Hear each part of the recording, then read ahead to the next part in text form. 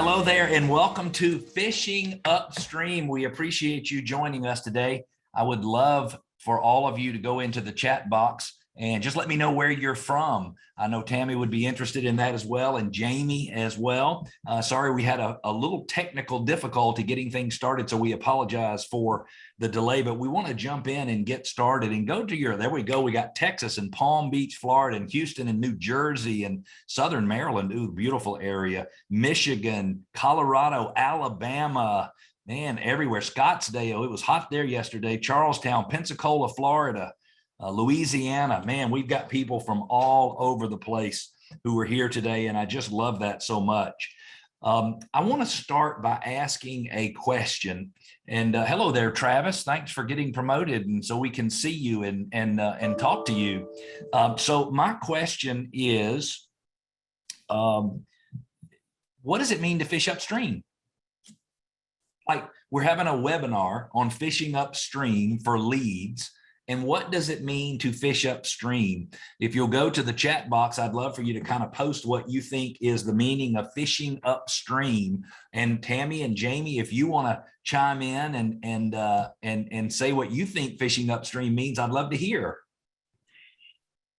I think what fishing upstream means. So when I think about going fishing, typically in a stream, a flowing stream, all the fish are going one way. They're going with the stream. So you got the fish going down the stream, everybody's headed in the same direction. But when you're fishing upstream, you're going the opposite way. And there are certain fish out there that swim upstream. They swim against the flow. And so when we're fishing, when we're hunting and we're getting in the waters with our people and getting in the waters of the market, we're going a little in a different direction than we have been used to going. Absolutely. And Chuck says, doing what's hard and what others won't do. And I think he's right on your line. Now, we do have a fly fishing expert who has answered, and that's where you get the real answer to fishing upstream, because that's the way you fly fish. You fly fish upstream. And he says, when fly fishing, you cast above the fish, and the stream will take your bait downstream toward the fish. Very interesting. Jamie, any thoughts or comments there? I think that when you go upstream, you need to be prepared to work. And I think sometimes we have to get out of our comfort zone when we're going upstream. But man, I wish you also would have that fishing vest on today, Cleve. Yeah, you like that? You like the background? Boom, I got my back. I'm actually fishing upstream. So here's what I was thinking as we started to prepare for today's webinar. That fishing upstream as it relates to lead generation and conversion is making your relationship with the prospect earlier in the process, and then building a relationship with them as your bait flows downstream. And hopefully you'll be there when it's time for them to do business. And so that was the first thing that I thought about. The second thing that I thought about, and before I introduce our two amazing panelists, was this. At the end of today's webinar, in my opinion, you have three choices. As an attendee, you have three choices. Paul, you can reject what you hear on today's webinar and decide you don't want to do anything. That's choice number one. And a lot of people might make that choice. Number two would be you accept what you hear and you don't do anything with it. You accept it, you acknowledge it, you know it's true, but you don't make any changes to the way you're doing business. And that's choice number two. And then choice number three is to accept what we cover on today's webinar and to take steps immediately and put these things in practice. And so it's your choice. You can choose any of those three, but I suggest you choose the last of the three, because I have attended many, many things in my life, and I have gotten a bunch of great ideas and learned a bunch of stuff that I already knew and didn't do anything about it. And so my choice is to make changes in my professional career as a result of what we hear today. I want to tell you about our two amazing panelists, and thank you so much, everybody, for attending. We've got a big crowd on today, and I love that. We've got Tammy Slay from Frisco, Texas, just north of Dallas. And Tammy is a broker owner of a team real estate brokerage. So the whole real estate brokerage is a gigantic team. She has the coolest company name out there. It's Hip Realty Group. And Tammy also has the distinct honor of being a Workman client who then became a workman coach, and now she is a master coach. I have to tell you in full disclosure that Tammy is also my girlfriend, and I live in Atlanta and she lives in Texas. And so I learn as much from Tammy as I learned from anyone. And it is such a very exciting thing for me to be able to have you on. Tammy, welcome. I appreciate you being here. Thank you, Cleve. I'm excited to be here and I appreciate the invitation. Jamie is my neighbor and my friend. She and I live about 20 minutes apart in North Atlanta. I know Jamie's husband as well, but I've known Jamie professionally for 7 or 8 years, I would say, Jamie. I don't remember when we first met. And there are two things that stand out to me when I think of Jamie, and that is she has a very systematic approach. And I'm not talking about in generating leads for you as real estate agents, but in generating leads for the business where she works, and she's with Sync. And she has such a friendly demeanor. So I think you guys are all of you are very fortunate to have Tammy and Jamie here, because they are going to really do a good job of helping you understand how you need to fish upstream. I'm having a little trouble with my PowerPoint today, and hopefully I can get it to open. And if not, we will we'll do it without a PowerPoint. Hang on one second and forgive me. I'm going to share my screen real quickly. By the way, Jamie, anything you'd like to add? No, I think Tammy and Cleve, I've been able to watch both of your careers, and everyone that's joining today, I always learn something on these calls too. So feel free to jump in and share. One of the most valuable things that I can bring back to our business is by knowing what's going on in the market. So I know that we have tons of market experts out there, and every market can be a little bit different, but we all can work in the same way. And so by learning from one another today, I'm excited. Let's go. Let's do it.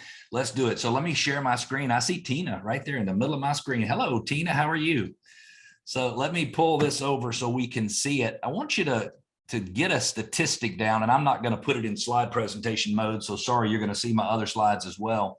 But I want to make sure you guys are aware of these numbers. And Jamie, you might even have more current numbers. But the last I heard, there were 300 million leads, real estate leads, online real estate leads produced in the United States every year. 300 million. Now, Travis, I don't know about you, but 300 million is a lot, especially when you think about there's only 6 million closings every year, which means your average consumer is probably getting exposure to 20 or 30 or 50 real estate professionals in the process. And so my question for you, Travis, would be, and you don't have to answer the question, this is just rhetorical, is why would they decide to work with you?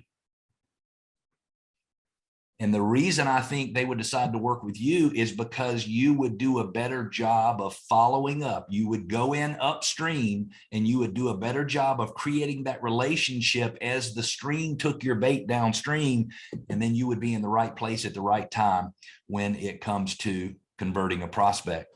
I want to move into real quickly a little bit of a discussion on generating leads. So we're going to talk about that just very, very quickly.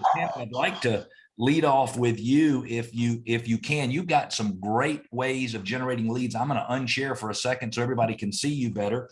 How do you and your team generate leads? I know you have 3 or 4 things that you do, and I am eager to hear all about those. So first is our top 50. That's how we generate leads. So as a team, as a company, that's our number 1 pillar, is our top 50 pillar. Second to that would be Sync. And then third to that is we do a farm, which is a postcard campaign. And we work out of not just our database and not just those contacts that we have obtained over events, but specifically out of Red X. As far as generating who we're going to target in that postcard campaign, that would be our third. And then our fourth is a mix of events, and under events is also our open houses. And Tammy, one of the things that you mentioned to me, and I don't think I heard this, was your creative postcards that you've started using. Did you mention that? Did I miss it? Nope, I mentioned it. Yeah, that's our third pillar. That's our postcards. And so the way our postcards work is we create them out of Canva. Would you mind if I show them an example? Oh, not at all. That'd be great. Let me hold this up there. There you go. There's one right there. So that is the front, and it's very basic. So this is the front of the postcard, and we do create it out of Canva. It stays the same. The only thing that changes is that message, how much money is in your sheetrock.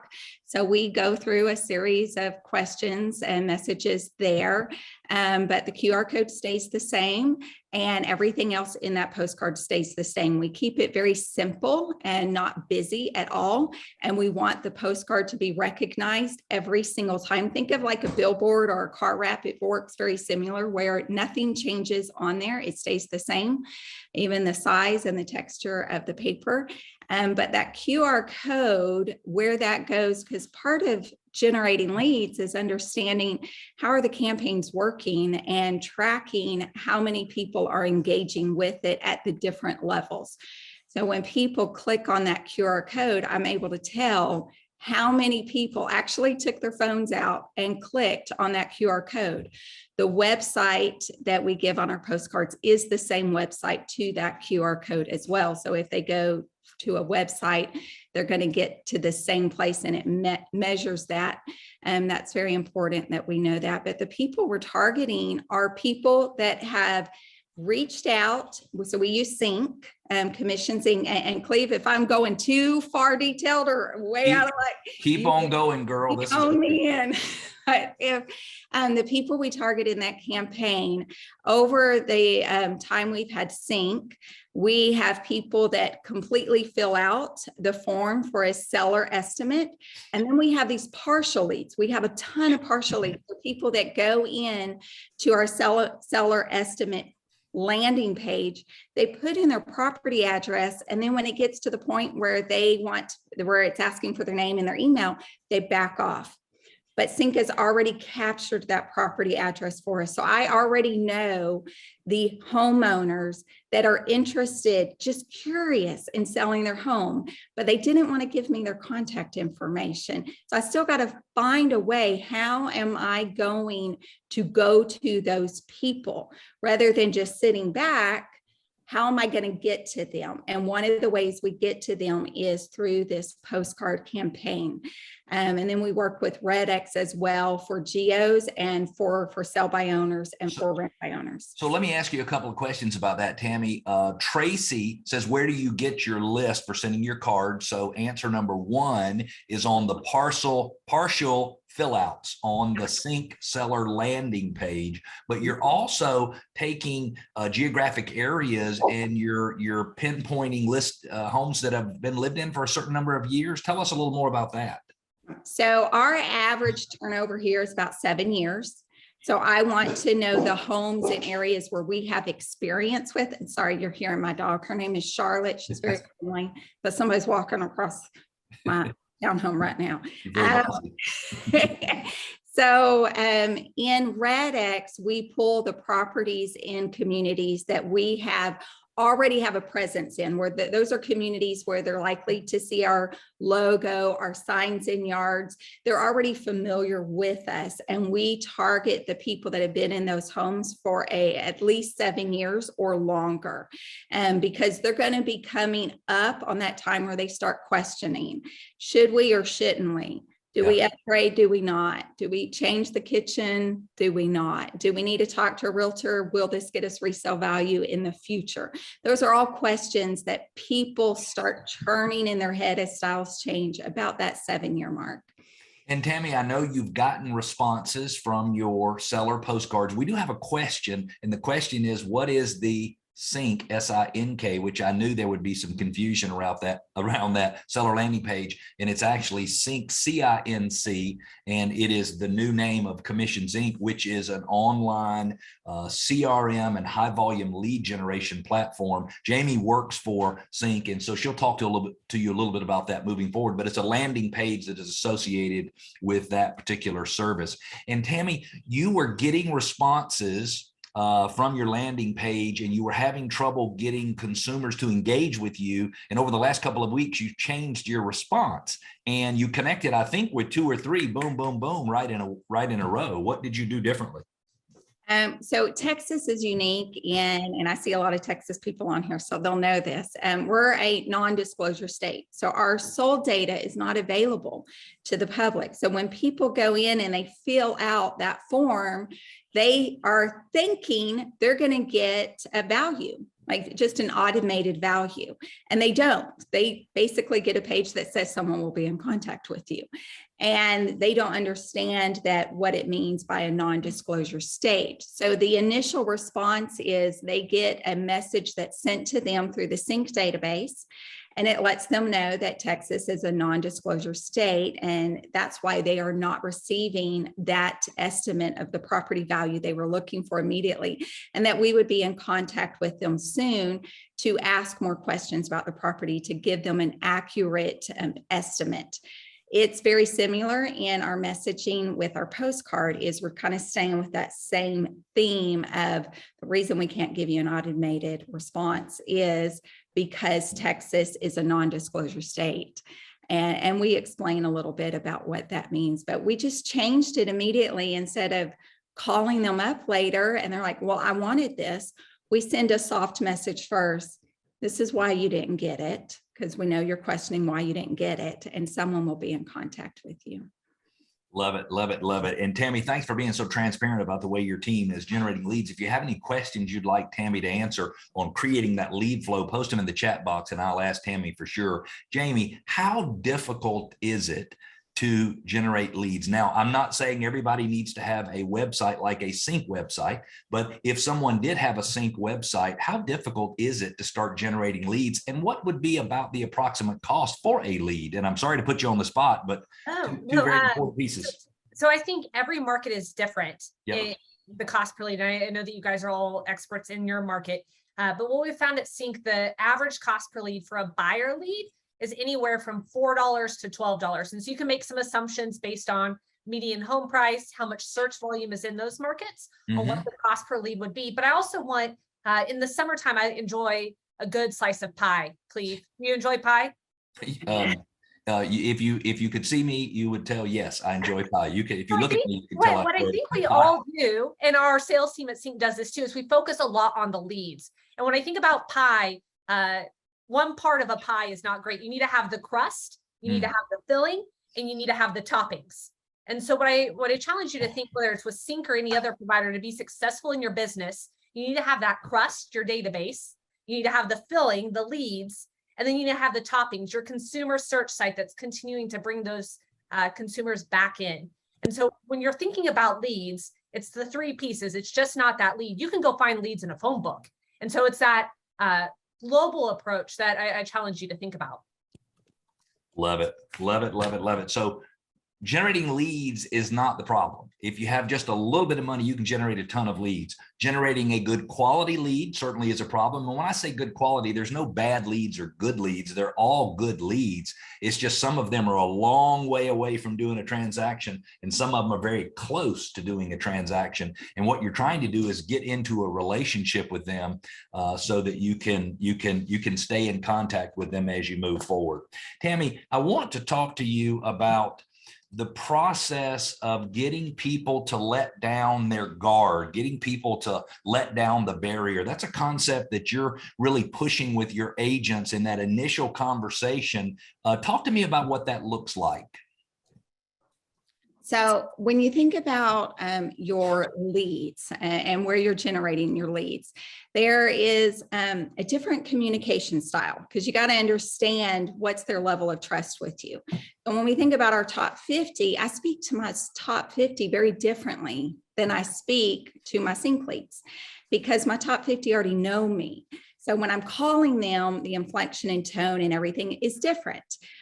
When I'm calling these sync people, the number one thing I'm looking for is an invitation to be invited. It's like I have to earn the right to be invited into their home.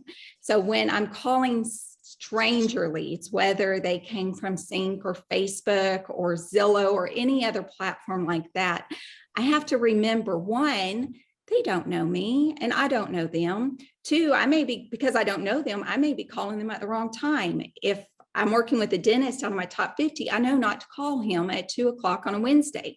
So I'm going to call him at 7 o'clock on a Thursday. But when I call these people that I don't know their schedule. So when they don't answer, I have to remember, hey, they didn't answer, but they may be a dentist. They may be at work. So I'm going to try a different time. And so it's really, truly understanding, how do I let them get their, how do I work with them to get their guard down? It's one, I have to have the empathy up front to recognize I'm a stranger to them. They're a stranger to me. I don't know what their schedule's like. So I just keep trying and I just keep calling. And we've changed up one phrase that's worked well for us. And this comes from Chris Voss. And that is, instead of asking, is now a good time, we ask, is now a bad time? So just changing the way we ask questions has allowed them to let their guard down a little bit more. And I have to attest that those no-oriented questions are very, very powerful. Tammy and I were talking about something, and she asked the question that would elicit a no, and it seemed very uncomfortable to me. I didn't really like that. But as I try that in my own business, it makes all the difference in the world. So if there was a takeaway from that, what I'm hearing is, you're not judging whether or not they're interested in talking to you by whether or not they do, but when they do talk to you, because you followed up, made the timing right, now the barrier, the guard is down, meaning now they're in a little bit of a relationship with you. Is that correct? Yeah, it is. I still have more work to do because I want to get in their home. Oh, totally. But I mean, that's how you're judging. Yes. Hey, first I want them to let down the barrier, then I want to get in the home. Yes. And I love, or meet them at Starbucks or whatever that might look like. Now, Jamie, this might not be the right time to bring this in, but I'd like to anyway. Sync is working on finding seller prospects in their buyer lead flow. Talk to us about that just a little bit, please. Yeah, so I think many of us always think about online leads as buyer leads. And so we have these massive buyer lead databases, but what we're finding is there's many sellers that are lurking in that database as well. And so it's all about asking the right question. And so I think this is an interesting, so when individuals, buyers are coming in, at Sync, we're always testing how we're asking if someone has a property that they currently own. And we went through, do you have a home to sell? Yes or no. Do you have a house to sell? Yes or no. Do you own a home? And what we've decided and found via data is when you ask, do you own a home? And the option is own or rent/other, we're driving up the number of individuals that are saying, oh, I do own a home. And so, right, like very similar to what you just said, Tammy, removing that yes and no and giving two options, it bubbles up more of the opportunity. So over 50% of the buyer leads that we're generating today, which are usually a lower cost per lead, are also sellers or own a home. Love that. And I heard somebody say within the last few weeks, and I don't remember who, but it says what they're trying to do is they're trying to get the seller or the buyer prospect to see them in their story. And kind of that's what you're talking about, because if you understand a little bit more about them and you follow up and you're asking something that resonates with them, then they might very well see you in their story. And I think that is very, very powerful. Tammy, your team uses a specific method for following up. And so I'm going to share my screen just a couple of times during this. My PowerPoint presentation is not working today, but it's okay. I've got it another place, so I'm going to pull it up from somewhere else. And would you talk to us about the way you and your team categorize leads? I'm going to pull this up so everybody can kind of write this down if they want to, but this is the system you use for categorizing leads. Yep. So we use the ABC system, and very easy to remember. A leads are people we have appointments with. And so if I have an appointment in my Google Calendar that's been accepted, then it's an appointment. This is an A lead. And if I no longer have an appointment, they're no longer an A lead. So it's very important to remember A's are always appointments. B leads are people that are looking to buy or sell within the time frame of now and the next 90 days. So sometime within the next 3 months, they're looking to take action and buy or sell. And then C leads are buyers or sellers that are a little bit further out. So they're over 90 days out from doing something. And we communicate differently with these leads depending upon what status or where they're at, if they're an A, B, or C, and our communication style is different. And I want everybody to think about that. If you have someone that is a B and you're following up with them as if they were a C, it doesn't connect. It doesn't resonate. If someone is a C looking to buy, Tracy, in sometime around a year, and you're following up with them, asking them if you can show them a specific property, your calls don't make any sense to them. And so it's no wonder that sometimes they don't follow up. Tammy, now, do you mind sharing what you do for people less than 90 and then more than 90 days? So we follow for our B leads, it's called specific.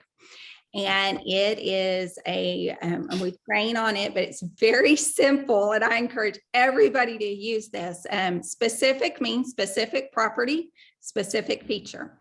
So if I were calling Chase, and Chase was a B lead and he is a buyer lead, then when I call him, I'm going to ask him if he received the email that I just sent the day before, and it was regarding the specific property at 123 Main Street, and that it had a specific feature on it, like the pool in the backyard, that I think he may be interested in.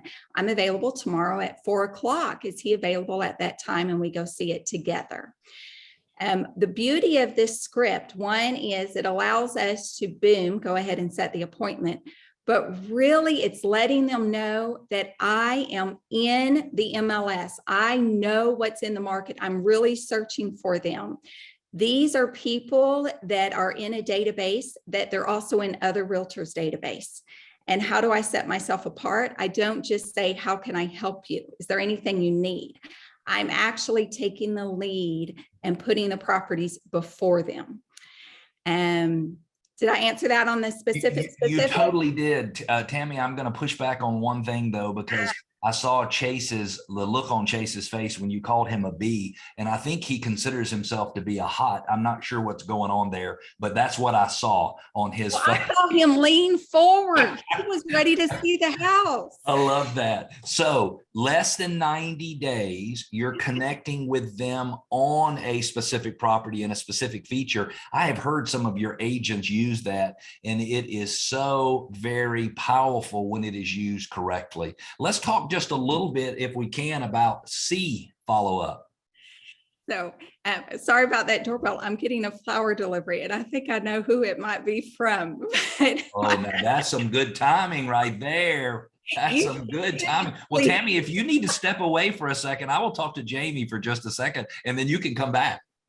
No, I will get my flowers in a minute. Yeah. All right. So the C leads are market general, because these are people that are farther out. They're not as interested, and we have not quite yet really honed in on that property avatar to know really what they're looking for. They're still trying to decide when's the best time. They're working on their qualification, and they got some other things they have to get together. So we're updating them on the market general activity, whether that's the interest rate or a new community that's about to start being developed in our area. But we're calling these further out buyers and sellers about market general information to keep them abreast of what's happening market wide. This also allows us time to ask them, would tomorrow at 4 o'clock be an okay time where I can really review this data with you a little bit more in detail? So we're keeping that ball on. I use a lot of sports analogy in business, but sometimes I think we bench our leads. So we bench our customers and we just set them on the bench. And our job through this B and C lead scripts is to keep those balls in play, to keep our buyers and our sellers on the field, in play, in action, and we keep moving them down to that end zone. One of the things, Tammy, thank you so much for sharing. One of the things that I hear your team doing that is fascinating is that when they're making calls, whether it's an A or whether it is a B or a C lead, they are, in fact, you have sessions every single week, and I think you call them value exchange. And so when you think about it, if you want somebody to let down their guard, if you want somebody to start communicating with you, then that creates more risk for them. So when I start communicating with Tammy or any of her agents, there is a chance that they're going to want to try to sell me a home or sell my home. And so I need something from them that encourages me to interact with them. And so just talk quickly about value exchange and how you are using it in your market. And Jamie, I see you like that. Jamie's got something she likes. She's writing it down too. I love that. Okay, so let's think of an event, and we do a lot of events in our community, and someone comes to one of our events and it's at a cookie shop, and we let them know, in order to get this ticket for a free cookie, we're asking you to register. And to register, we get your name, your property address, your email, your phone number.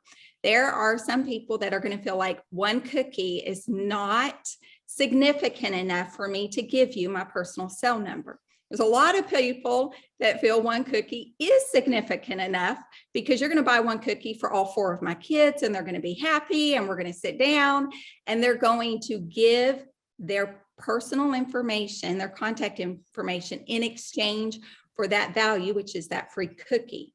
So in real estate, when we're talking about these leads that we generate and we're asking for time to sit with them, that time, because time is so valuable to go and sit down with them, I have to be bringing to their table something of such high value that they cannot find anywhere on their own in order to receive that exchange of their time and their attention with me. And so, Ryan, think about that. How often do you or members of your team, if you have one, call people and really what they're trying to do is just get involved in the process that that person is going to do with or without them? Meaning, hey, you're going to buy a home and, you know, I've looked at the price you're looking at and I've already figured out the commission. And so I need that amount of money. So if you don't mind, I'll work with you and help you buy a home because, and I know that sounds crazy to say, but that's what they hear. But when you start to really dig into what value am I exchanging and how am I making the risk they're going to take by giving me their information and interacting, how am I making it worth it? And if you change that one little way of thinking, I think it'll be very powerful for you and everybody on your team. Jamie, I'd like to switch over to you. We're going to bring up a couple of big words, and these words tend to scare everybody when we talk about it, and that's artificial intelligence. And I have artificial intelligence, meaning I have intelligence that I think exists, but sometimes it doesn't exist. But that's not what we're talking about here. And there are so many ways to apply artificial intelligence in the lead conversion process. And talk to us about that. Yeah, so when we think about AI, artificial intelligence, bots, some of it's very scary. And then some of it's also very scary in that it's going to replace me as an agent, right? Like I don't want technology to replace me. What I think, or how we think at Sync, and when you think about AI, it's how does AI scale you and your business? How does AI help you do more? One of the things that we found is when AI is hopping in those conversations, so when Tammy needs to go pick up her flowers, when she's at an event, AI is in the background supporting her, having the conversations with leads in her database. Okay, for those who are going, I don't know what Jamie is talking about. Let's be specific. So, and Dennis, sorry, I'm not picking on you. You laughed when I said that, but he might have been thinking the same thing. So, so you say when Tammy's away, what is that system doing for her, and how does it know that it is supposed to do it? Yeah.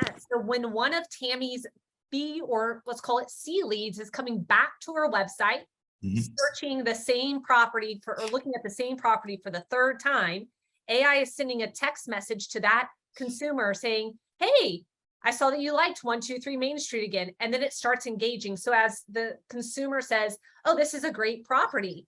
I really like it. I love that it has a large backyard. Alex, Sync AI, is starting that conversation and then driving it to agent ready to elevate Tammy to step in when the time is right, to continue to be that market expert and focusing in on the why, not the what. And you mentioned, and I don't remember the percentage, but you mentioned in a prior call that when AI is turned on, there is a certain percentage of the people that become buyer ready. I forget what term you just used. 9% are become agent ready. So they want to have an appointment. I can't carry on the conversation anymore with artificial intelligence. So when you think about a high volume lead generation, 9% is giving you that gold in your database. Love it. What a great example. And I think, Tammy, did you have something you wanted to add? I was just saying, wow. I mean, when the average closing rate, is 1 to 2%, to hear that the AI preps 9%. So it's us that take it down to 1 to 2%. I love that. If you leave it to the humans, we take it all the way down to 1 to 2%. If we get some help from some automated artificial intelligence, then we can get our conversion rates up. Cleve, it's been funny because I think sometimes we have limiting beliefs, and Alex with no heart and soul is able to like challenge and have that conversation with leads, which is always like, right? Like when there's a messy family situation, Alex is able to get those details. So as an agent, you already know what you're walking into. Absolutely. Tina, I see you've raised your hand. I would love to hear what you have to say.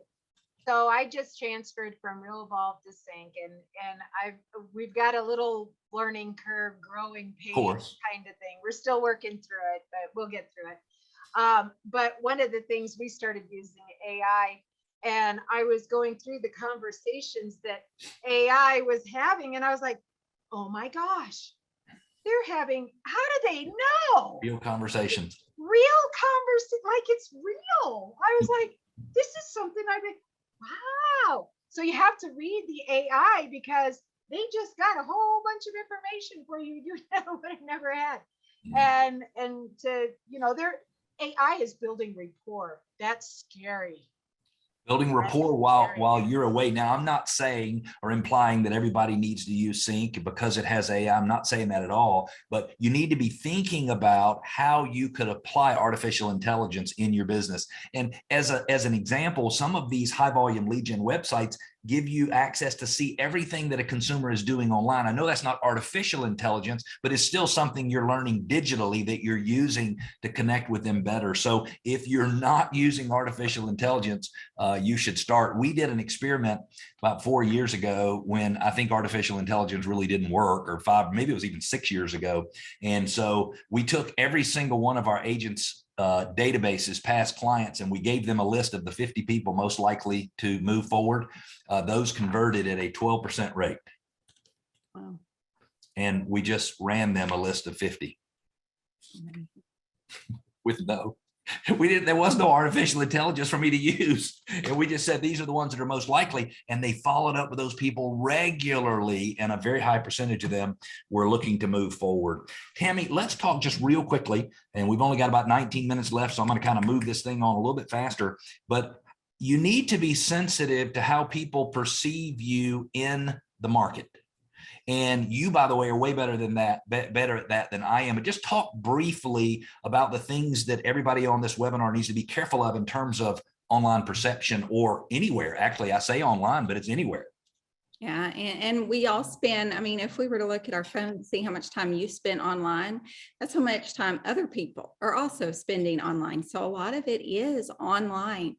When we're talking about fishing upstream, one is to be aware that there are these leads out there, and I call them in the black hole because I can't even find them. But there's leads that we don't even know we had the chance to work with.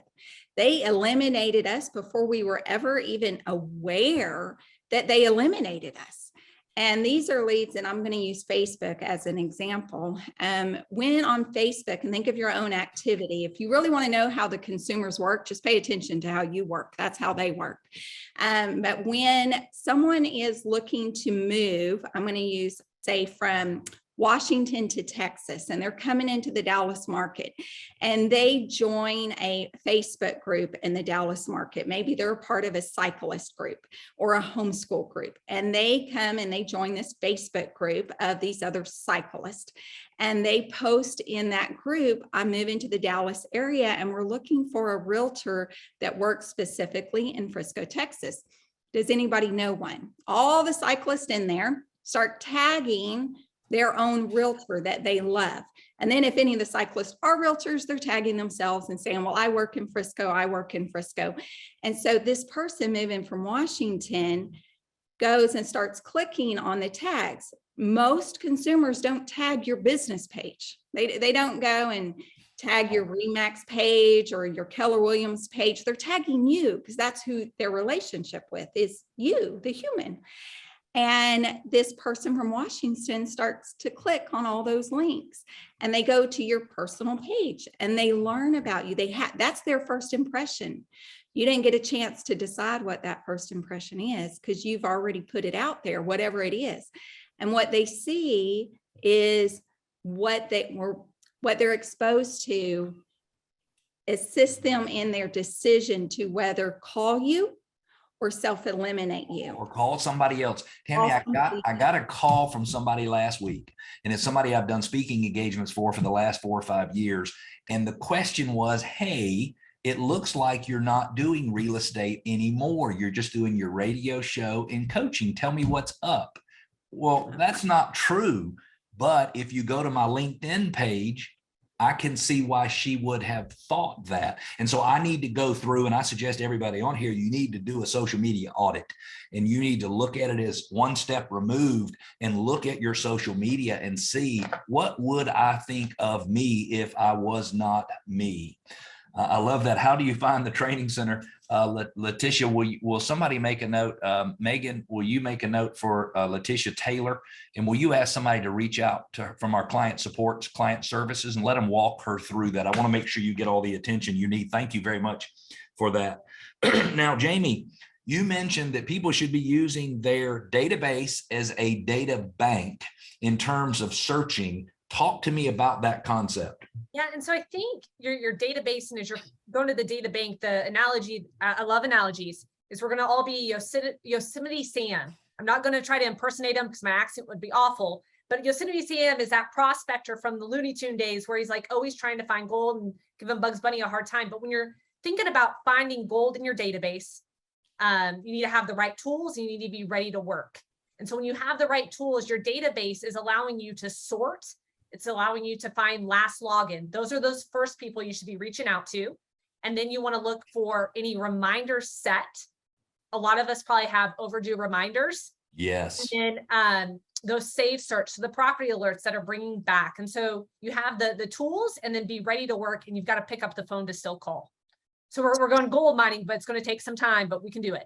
And Tammy, your team is using that technology, and I think you use the words take the property to the people, I think is what you said. And so tell everybody what you're doing.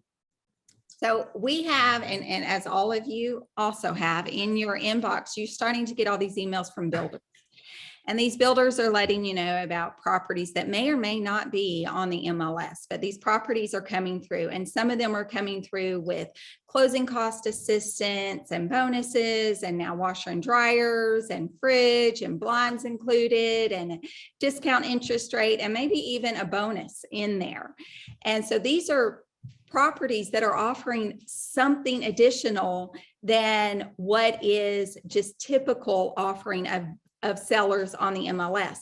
So we take that property and we run it through our database to highlight and determine the specifics of this property, 3-bed, 2-bath in a certain geofarm area. We run it through there to see which buyers may be interested in that property. Who do we have in our database that qualify for that home? And then we spark up a conversation with them. And it doesn't have, all the qualifications don't really have to be there. Someone may be looking for a 4-bed, 3-bath, but we came across a 3-bed with study and 3-bath.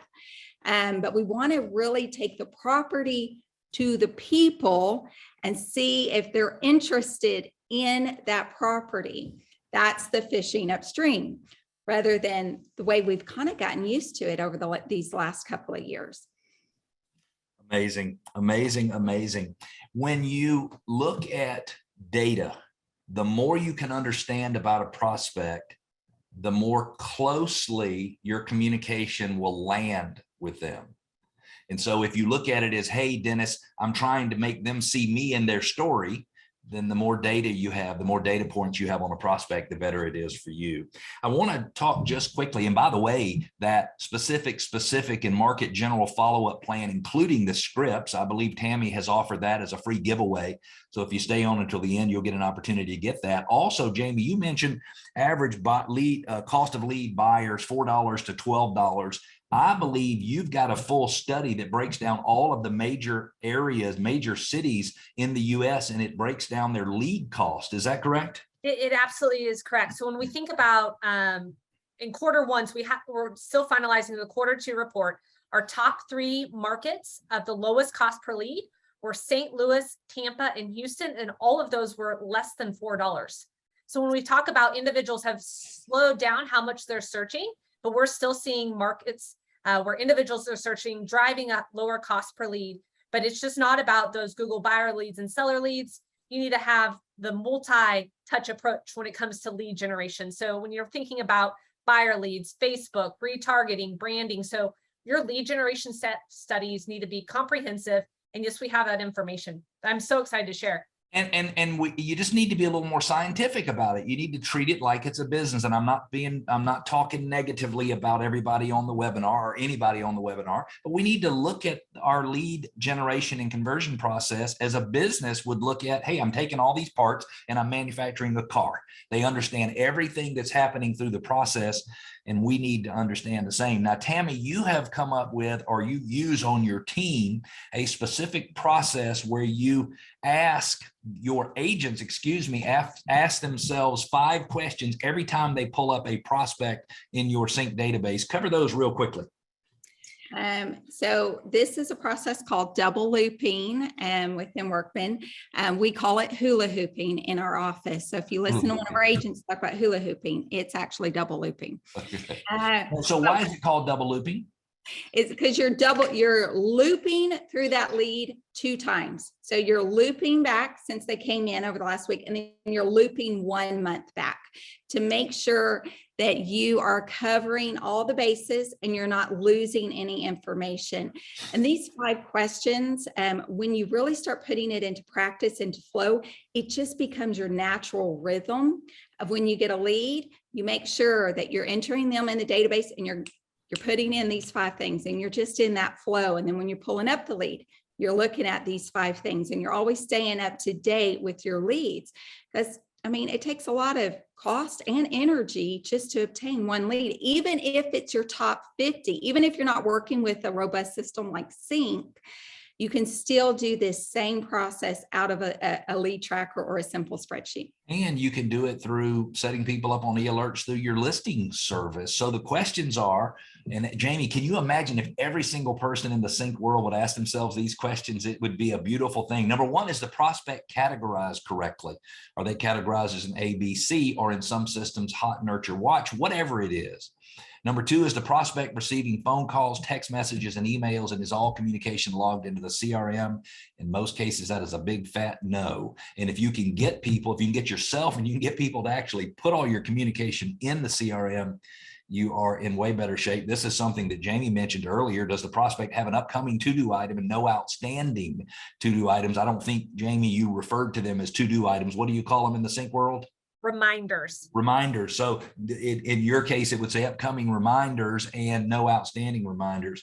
Then is the prospect set up on an e-alert? That is, are they receiving listings in some automated fashion per their preferred criteria? And then the last one, and Jamie and Tammy have both mentioned this, and it's very important.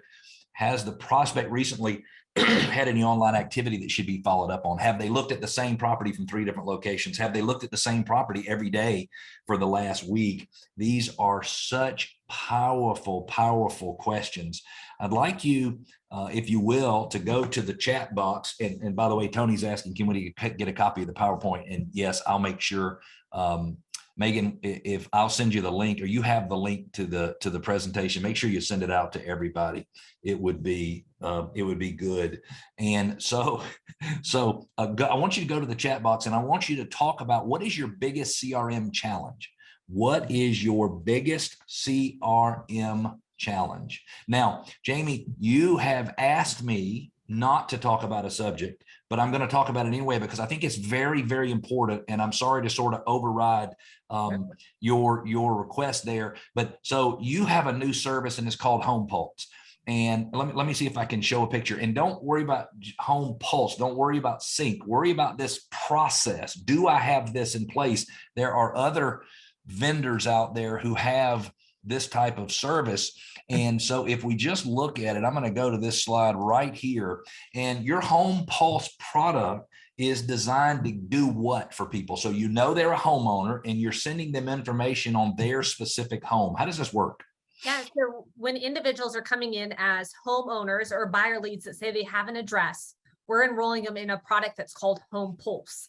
And Home Pulse is designed to continue to nurture that relationship and can elevate the real estate agent as the market expert. So if you look at these images, there's probably close to 8 to 10 different calls to action. CTAs is what I call them in marketing world. And what we're doing is letting the homeowner know that there's a lot of different things that are going on in their neighborhood, their market, and then wanting them to raise their hand and get delivered to you as an agent. What we're seeing is when individuals are on these reports, that 20% of the viewers of the Home Pulse report are raising their hand.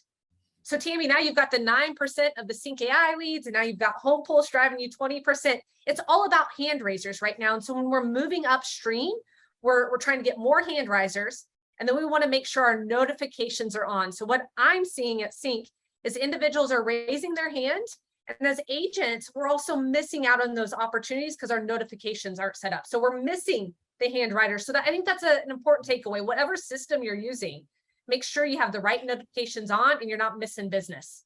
Now's not the time.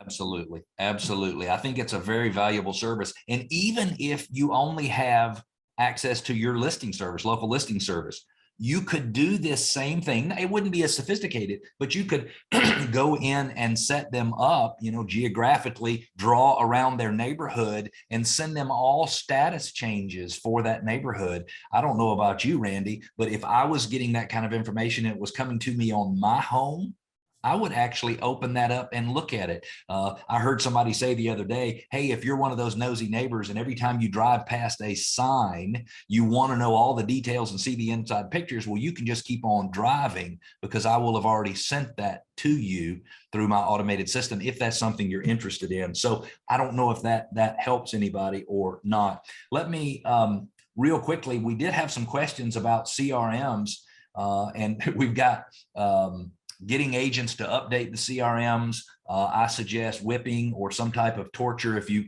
stretch them, So the whole thing is when it comes to getting lead follow-up, it is what do they plan to do at the beginning of the week?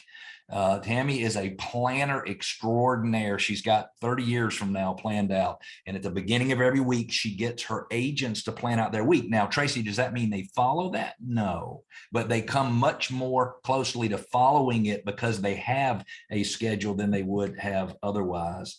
I've got a comment here, finding one that does everything I want it to do.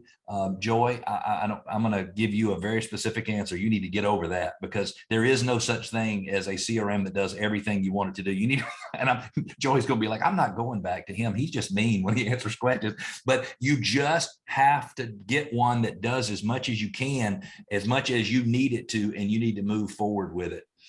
Setting up the auto emails, that just takes time. And when we used to set up action plans or smart drips or whatever they're called in your system, I used to do that at night by myself. I'd start with a spreadsheet that had everything outlined and I'd put it all into my database. So, everybody's got problems with their CRM. I was talking to someone a couple of weeks ago, and this is a person who works to live, not lives to work. Does everybody understand what I mean by that? So this lady works to have fun. She loves to horseback riding, and she rode horseback in the Galapagos, and she's been into Portugal and Spain and all over the place riding her horses.